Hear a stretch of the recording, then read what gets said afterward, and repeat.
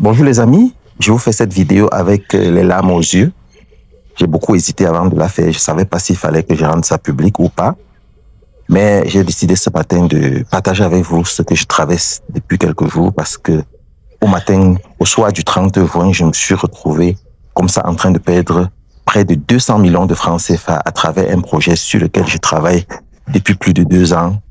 Et dans cette vidéo, je vous parle de ça en détail. Je vais vous montrer combien est-ce que un événement inattendu peut venir détruire tout ce que vous avez construit pendant près d'une décennie ou alors pendant de nombreuses années. Donc, restez jusqu'à la fin de cette vidéo car je vais vous raconter en détail ce qui s'est passé.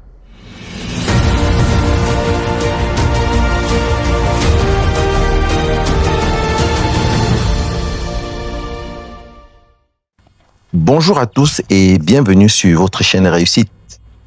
La chaîne qui vous permet d'apprendre, d'entreprendre et de réussir. Pour ceux qui ne me connaissent pas, je suis David Wafo, entrepreneur multisectoriel.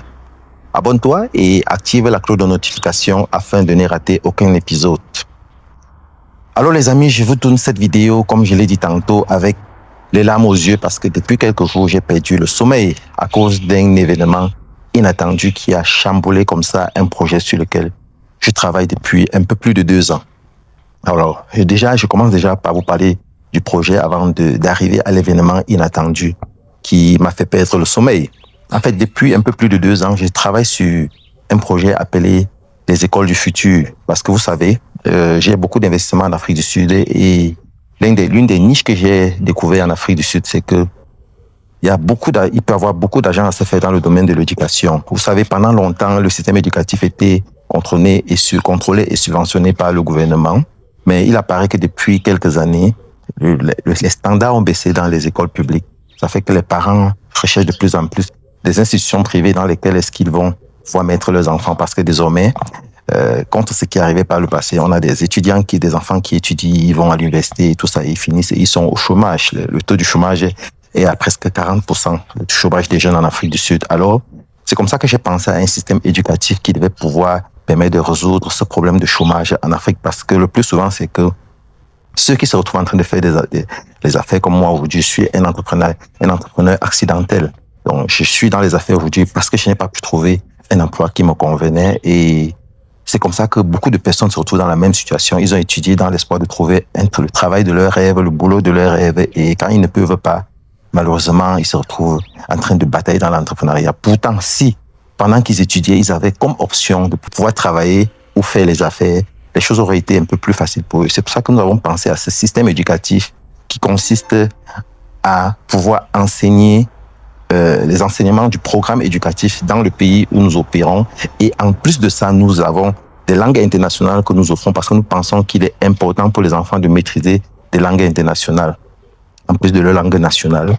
Nous avons ajouté à ça des formations comme la robotique, l'intelligence artificielle et surtout l'entrepreneuriat, de manière à ce que quand tu évolues dans notre moule, quand tu arrives déjà au secondaire, nous enregistrons ton entreprise et nous t'aidons à la gérer pendant que tu étudies, si bien qu'après ton baccalauréat, tu es déjà un chef d'entreprise plein et tu as le choix de pouvoir continuer à gérer ton entreprise ou alors à chercher le travail. Donc ça, c'était un peu l'idée de ce business et on devait commencer avec l'Afrique du Sud pour la phase pilote et après l'Afrique du Sud, on devait étendre le projet dans beaucoup d'autres pays africains sous forme de franchise, c'est-à-dire que si tu veux répliquer le même système dans le pays où tu te trouves, nous t'aidons à construire l'infrastructure, nous formons ton personnel et nous t'aidons à la gérer. Donc c'est comme ça que ça devait fonctionner. Et en Afrique du Sud déjà, on avait identifié un premier site d'un peu plus de 2 hectares où la première phase du projet devait commencer bientôt et on avait déjà des investisseurs qui étaient prêts à investir un peu plus de 6 millions de rand, soit l'équivalent de 200 millions de francs CFA.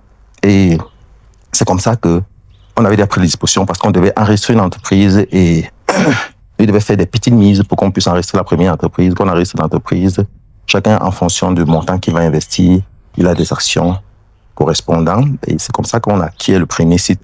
On réalise la première infrastructure et c'est comme ça qu'on devait la dupliquer un peu partout en Afrique dans l'espoir que dans 5 à 10 ans, ça puisse résoudre le problème du chômage des jeunes. En fait, ça c'était un peu ça l'idée du projet et ça a bénéficié de l'attention de beaucoup d'investisseurs étrangers. Il y a beaucoup comme ça d'Africains de la diaspora qui étaient prêts à investir dans ce projet jusqu'au fameux 30 juin où ils commencent à voir sur les réseaux sociaux comment est-ce qu'en Afrique du Sud, les étrangers, entre parenthèses, illégaux, sont pourchassés.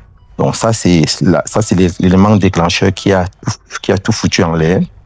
Donc, vous savez, ce qui se passe en Afrique du Sud depuis un certain temps, c'est quoi? C'est que il y a des mouvements de revendication qui estiment que les étrangers illégaux sont ici et abusent du système. Ils sont en Afrique du Sud, ils abusent du système sud-africain, donc des hôpitaux, des écoles et tout ça. Ils estiment qu'il y a trop d'étrangers illégaux en Afrique du Sud qui occupent les boulots que les Sud-Africains étaient supposés occuper, pardon. C'est comme ça ils avaient donné jusqu'à la date du 30 juin à tous ces étrangers illégaux de libérer leur pays. C'est comme ça que massivement l'actualité est dominée par ces vidéos de rapatriement massif de Malawiens, Congolais, Nigérians, Ghanéens, etc., Mozambicains.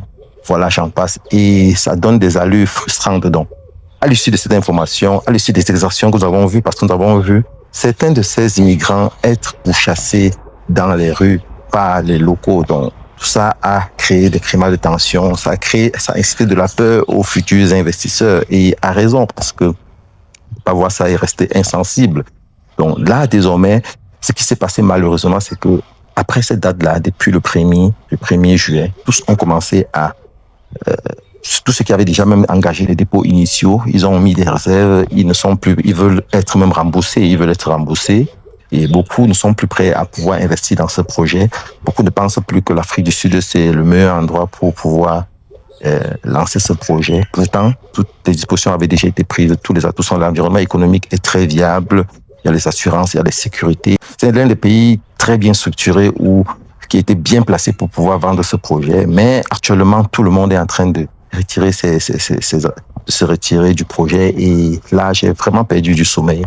Je sais pas par quel chat fouetter. Donc, vous voyez comment est-ce qu'un événement inattendu peut venir en une seule journée détruire les efforts de toute une vie, détruire les efforts que vous avez faits pour pouvoir mener à bout un projet. Donc, c'est ça les réalités du business. Donc, quand on s'engage dans le business, parfois également, bien qu'on peut avoir fait tous les calculs, on peut avoir pris toutes les dispositions nécessaires, il y a l'actualité. C'est ça la réalité avec la bourse. Donc, un incident majeur peut arriver comme ça. En une nuit, vous perdez toutes les économies d'une vie. Donc, raison pour laquelle il est important de se diversifier en affaires, de ne pas mettre vos œufs dans le même panier. Il ne faudrait pas que quand un projet chamboule, que ce soit la fin de tout. Il faudrait toujours avoir un plan B. Il faut avoir plusieurs projets sur lesquels vous travaillez en même temps, de manière à ce que quand ça ne se passe pas avec un, qu'au moins vous savez que non, vous allez continuer à travailler avec tel autre projet. Vous n'allez pas passer des nuits blanches à cause de ça. Malheureusement, je suis impacté, mais c'est pas la fin. Je sais pas comme si j'avais tout perdu. Bon,